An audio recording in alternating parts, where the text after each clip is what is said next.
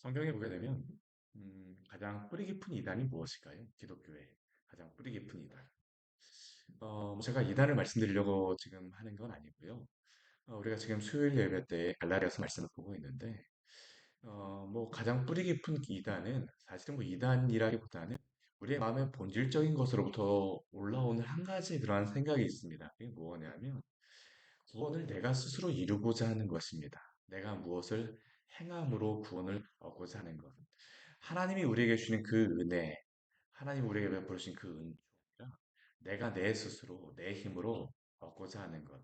이게 초대교회 시대로다, 아니 초대교회에서부터가 아니라 이 유대교회에서부터 계속적으로 뿌리 깊게 계속 내려오는 것이 바로 이것입니다. 내가 무엇을 함으로, 내가 무엇을 함으로, 내가 무엇을 함으로. 그러나 우리는 결코 내가 무엇을 함으로 구원을 받은 사람들이 아니라 하나님께서 예수 그리스도 이 땅에 보내심으로 말미암아 구원을 얻은 자인 줄, 그를 믿음으로 말미암아 구원을 얻은 자인 줄 믿으시기를 바랍니다. 이것이 유일한 진리이죠. 기독교의 본질은 바로 이것입니다.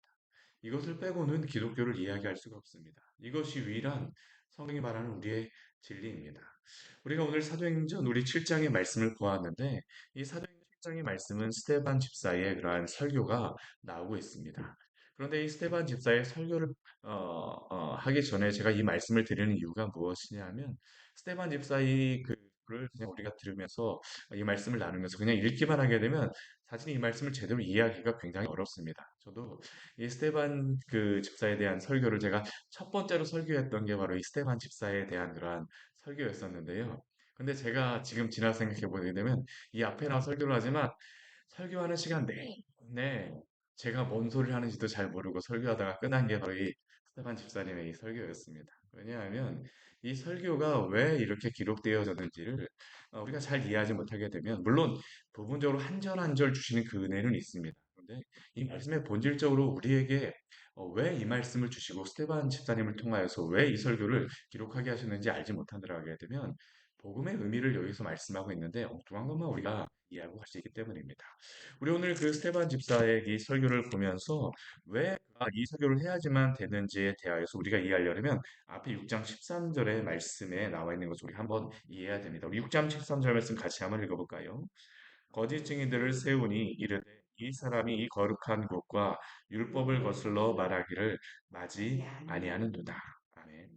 우리 7장의 말씀 뒤에 스테반 집사가 이 설교를 하고 난 후에 돌에 맞아서 죽게 되 순교를 하게 되어지 첫 번째 그 순교자로서의 그러한 게 여기에 기록되어지게 되는데 그런데 그가 이렇게 이 지금 이 예루살렘 공회에 붙잡혀오는 이유가 바로 거짓 증인들 때문입니다. 근데 그 거짓 증인들이 스테반 집사를 붙잡아 오면서 말하였던 두 가지의 그러한 이유가 있습니다. 그게 무엇입니까? 첫째는 이 거룩한 예루살렘 성전에 대하여서 스테반 집사가 잘못된 이야기를 하였다라는 것이 바로 스테반 집사가 못 박혀 이 돌에 맞아 죽게 된 순교를 당하게 된 이유고 두 번째는 무엇입니까? 율법을 거슬러 말하였다라는 겁니다. 제가 왜 이단에 대해서 말하지냐 하면 이스라엘 백성들이 끊임없이 그들이 구원을 받는 원인으로서 가진 것이 무엇일까요? 우리는 아브라함의 자손이니까. 우리는 이 예루살렘에 머물고 있으니까. 또 우리는 이 율법이 있으니까. 지금 스테반 집사가 여기에 세워준 이유는 바로 이것입니다. 스테반 집사가 분명히 그 앞에서 전하였던 것은 예수를 믿으십시오. 예수 그리스도를 믿어야지만 당신들이 구원을 받습니다. 예수 그리스도는 죽으시고 부활하신 우리의 구주십니다. 이것을 그는 전하였을 것입니다. 그런데 이들이 듣기에는 무엇처럼 들립니까? 아니, 예루살렘에 와서 예배를 드려야지 구원을 받는 것이지. 율법을 지켜야지 구원을 받는 것이지. 도대체 너가 무슨 이야기를 하는 것이야? 이게 바로 지금 유대인들이 스테반 집사를 고소하고 고발하는 이유입니다. 그러면 이 스테반 집사가 7장에서 말씀하고 있는 그 말씀의 내용은 요지는 무엇일까요? 거룩한 곳에 있음으로 말미암아 아브라함이 그들의 조상인 것으로 구원받는 것이 아니라 그들이 율법을 지켜서 구원받은 것이 아니라 예수 그리스도를 믿음으로 말미암아 구원을 받는다라는 것을 스테반 집사는 이 7장 말씀을 통하여서 우리에게 전하고 있습니다. 오늘 말씀을 보게 되면 그래서 이 스테반 집사의 그러한 말씀을 보면 이 인물들에 대하여서 우리에게 이야기를 해요. 오늘 말씀을 보게 되면 먼저 아브라함과 요셉에 대하여서 이야기합니다. 왜 이 두 인물에 대해서 이야기할까요? 이 두 인물이 이 거룩한 곳, 율법과 관련 없이 구원을 얻은 사람이라는 것을 증명하기 위하여서 우리에게 말씀하는 겁니다. 오늘 1절 말씀 보게 되면 대제사장이 이르되 이것이 사실이냐? 스데반 집사에게 지금 추궁하고 있죠. 너가 말한 것이 사실이냐? 거룩한 것을 너가 부정하고 율법을 부인하였느냐? 이것을 통하여서 구원받는다는 것을 너가 부인하였느냐? 근데 스데반 집사는 무엇을 이야기할까요? 아브라함서부터 이야기합니다. 아브라함. 근데 우리 7장 2절 말씀을 보게 되면 스데반 집사가 무엇에 대하여 이야기하니까 부영되어 들으소서. 아버지여, 형제들이여, 들으십시오. 왜 그렇습니까? 여기에 나와 있는 모든 그 스테반 집사의 앞에 있는 모든 사람들은 다 일가 친척입니다. 엄밀히 말하면. 아브라함 이래로 다 일가 친척이잖아요. 그렇죠? 같은 그 아버지, 아브라함을 우리가 그 조상으로 두고 있는 같은 형제라는 것이죠. 그런데 아브라함이 지금 어디에 있다라고 우리 2절 말씀에 보면 나오고 있습니까? 우리 조상 아브라함이 하란에 있기 전. 또 어디에 있다라고 말합니까? 메소포타미아에 있을 때에. 왜 지금 스테반 집사가 그 스테반 집사가 먼저 아브라함을 얘기할까요? 아브라함이 가나안 땅에서 있었던 사건이 대부분의 일이었었는데, 근데 하란과 메소포타미아에, 그리고 창세기 말씀을 보게 되면 메소포타미아에 있었던 것은 거의 나오지 않습니다. 그런데 왜 하란과 메소포타미아에 있었던 그 아브라함에 대해서 말하고 있을까요? 아브라함은 결코 거룩한 장소로서 구원을 받지 않았다라는 것입니다. 사랑하는 성도 여러분, 이것은 오늘 우리에게도 굉장히 중요합니다. 우리가 단순히 교회에 왔다 그래서 구원을 받는 것입니까? 우리가 단순히 여기에 예배에 참석했다고 해서 우리가 구원을 받는 것입니까? 아닙니다. 우리는 예수 그리스도를 믿음으로 말미암아 구원을 받는 줄 믿으시기를 바랍니다. 우리의 구원의 이유는 오직 예수 그리스도밖에 없습니다. 우리가 무엇을 행함으로 구원을 받는 것이 아닙니다. 어디에 있는 것으로서 우리의 자랑이 되어질 수가 없습니다. 이들에게도 지금 이것을 이야기하는 것입니다. 너희가 아브라함의 자손이라고 이야기하지만 아브라함이 어디로부터 왔느냐라는 것을 이야기하죠. 거룩한 곳에서 그가 난 자입니까? 아닙니다. 그는 메소포타미아, 우리 여호수아 말씀해 보게 되면 아브라함은 그 데라와 아브라함은 이방신을 숨겼던 사람이라고 이야기하죠. 그들이 거룩한 곳에 있어서 구원을 받는 자도 아니고 하나님을 태어나면서부터 믿어서 구원을 받는 자도 아니었다는 것입니다. 하나님이 두 번씩이나 그들에게 나타나셨어요. 그것은 무엇일까요? 아브라함도 하나님의 부르심으로 말미암아 하나님의 은혜로 말미암아 구원을 받았다라는 것이 바로 지금 이 스테반 집사가 이 앞에 있는 형제들에게 전하고 있는 정말 목이 터져라 외치고 있는 그 이유입니다. 우리는 모두 예수 그리스도를 믿음으로 말미암아 구원을 받은 줄 믿으시기를 바랍니다. 이것밖에 없습니다. 기독교의 진리는 이것입니다. 이것을 빼고 다른 진리를 우리가 말할 수가 없어요. 너무 기갑죠. 그래서 오늘 스테반 집사가 이 사람들에게 아브라함서부터 이야기하는 이유가 바로 이것입니다. 오늘 3절 말씀 보십시오. 내 고향과 친척을 떠나 내가 내게 보일 땅으로 가라 하시니 아직 아브라함은 가나안 땅에 들어오지 않았습니다. 하나님이 약속하신 땅을 가라고 말씀하시죠. 아브라함은 어떻게 합니까? 이 말씀에 따라 믿음으로 말미암아 이 가나안 땅에 가게 되어집니다. 아브라함은 무엇으로 구원을 받는 것입니까? 믿음으로, 믿음으로, 믿음으로.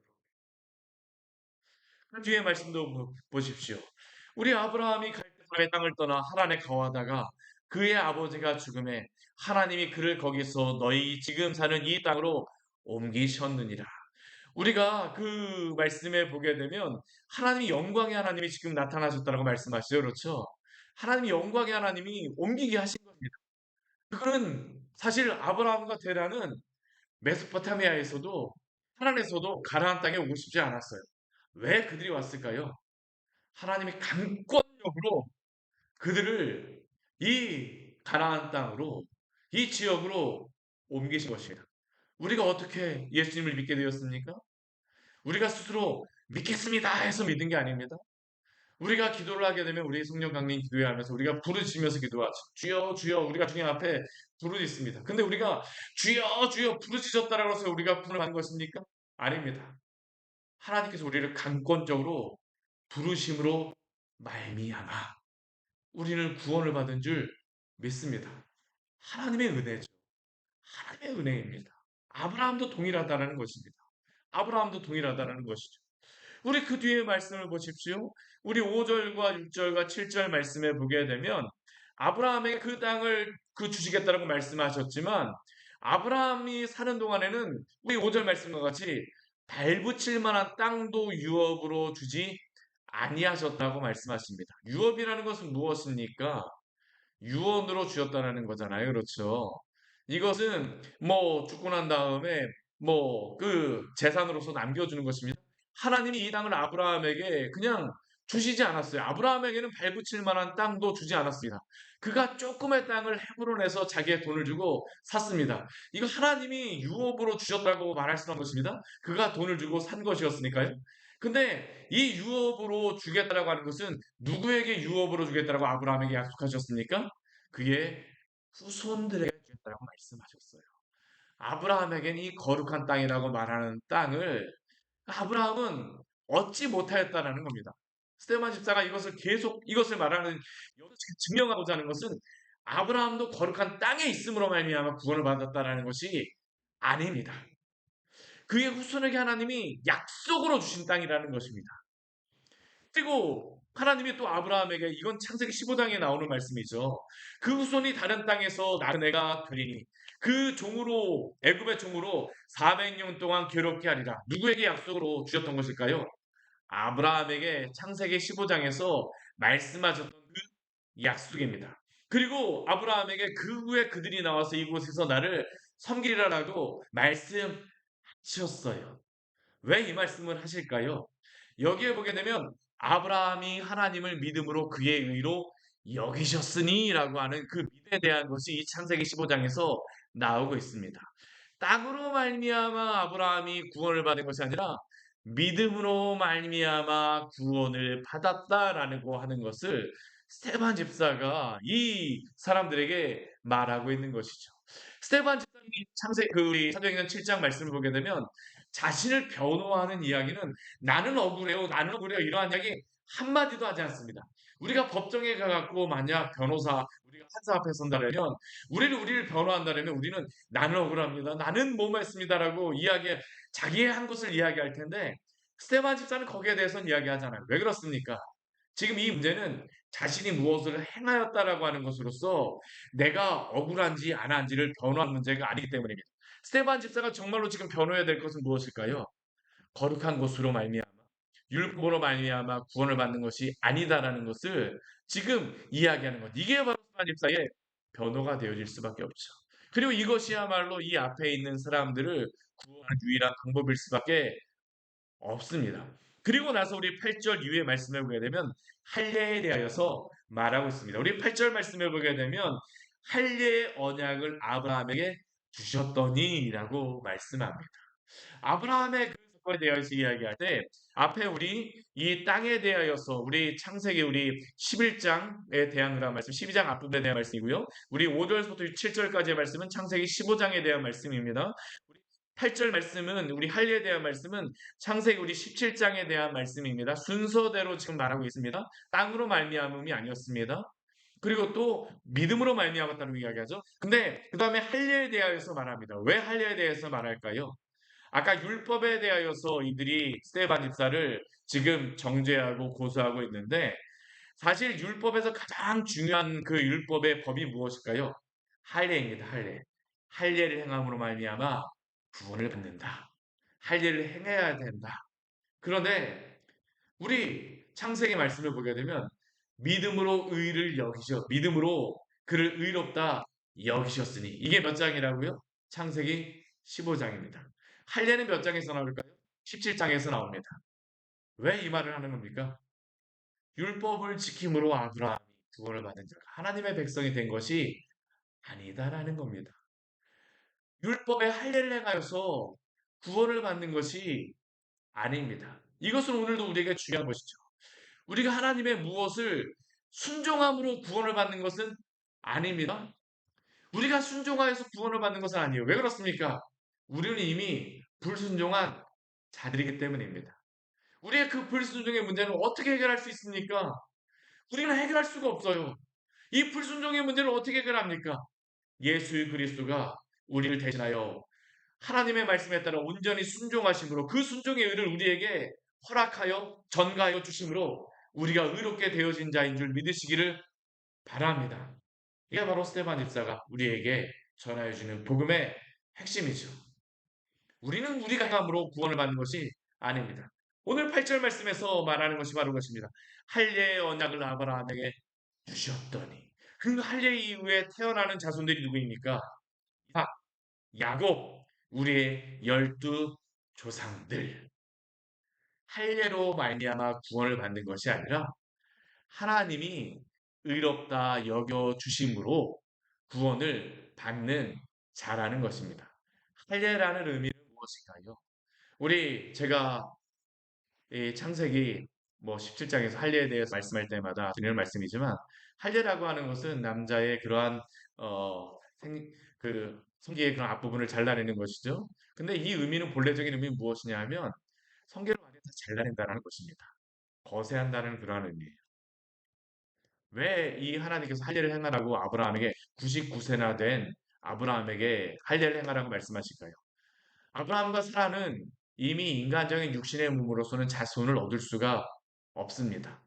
할례를 행하고 자손을 얻었다라고 하는 의미는 무엇이냐 하면 이후에 태어나는 족속은 자손들은 아브라함의 육체적인 그 생식의 그러한 능력이 아니라 하나님의 그러한 은혜로 하나님의 백성 나게 하신 자라는 것을 할례를 행함으로 아브라함에게 알려주셨고 이스라엘 백성에게 알려주시는 것입니다. 결국 할례 이후에 떠나는 모든 백성은 어떠한 백성일까요? 하나님의 백성이라는 겁니다. 그들이 할례를 행함으로 말미암아 구원을 받는 자가 아니라 하나님의 은혜로 구원을 받는 자입니다. 이것은 오늘도 우리에게 동일합니다. 우리가 무엇을 행함으로 구원을 받는 것이 아니라 오직 하나님의 은혜로 구원을 받았음을 믿으십시오. 오늘 7장 우리 9절서부터 우리 그 뒤에 말씀에 보게 되면 우리 나오는 한 가지의 한 사람이 있습니다. 누가 나오냐면 요셉이 나옵니다. 요셉. 근데 이 요셉 같은 경우는 무엇에 대해서 나오냐면 요셉을 시기하여 애굽에 팔았다라고 이야기하고 있죠. 요셉을 시기하여 애굽에 팔았어요. 그러나 그의 형제들이 요셉을 시기하여 애굽에 팔았지만 하나님께서 요셉을 그 은혜로 말미암아 무엇으로 삼으십니까? 우리 10절 말씀에 보게 되면 애굽과 자기 온 집의 통치자로 삼으셨다라고 말씀합니다. 온 땅에 흉년이 들어서 큰 혼란이 들어서 다 죽게 되었습니다. 심지어는 야곱과 야곱의 그 12 아들, 11 아들들까지 다 죽게 되어졌죠. 그런데 하나님이 어떻게 구원하셨습니까? 이 시기로 말미암아 애굽에 팔려갔던 종으로 팔렸던 요셉을 총리로 삼으심으로 그 야곱의 그러한 자손들 이스라엘을 구원하신 줄 믿으시기를 바랍니다. 왜 이 말씀을 여기에 말씀할까요? 지금 예수님도 스테반도 왜 이들이 지금 예수님도 왜 십자가에 못 박혀 죽으시고 스테반도 왜 돌에 맞아서 그 순교를 당합니까? 이스라엘 사람들이 시기하기 때문입니다. 동일한 상황이죠. 그들은 하나님에 대하여 열심히 시기라고 하는 의미는 열심이라는 그런 의미입니다. 열심을 말미암아 구원을 받는다라고 생각할지 모르지만 인간의 열심으로는 구원받지 않습니다. 오직 이스라엘 백성이 야곱의 그 먹지 못하였던 그 흉년 가운데 죽을 수밖에 없던 그 백성이 구원 얻고 살 수 있었던 유일한 방법은 무엇입니까? 하나님의 은혜로 요셉을 하나님이 애굽의 총리로 삼아 주심으로 말미암아 요셉을 통하여서 이스라엘 백성을 구원하심으로 말미암아 구원을 받게 된 줄 믿으시기를 바랍니다. 유일한 은혜는 하나님밖에 없습니다. 우리가 어떻게 구원을 받을까요?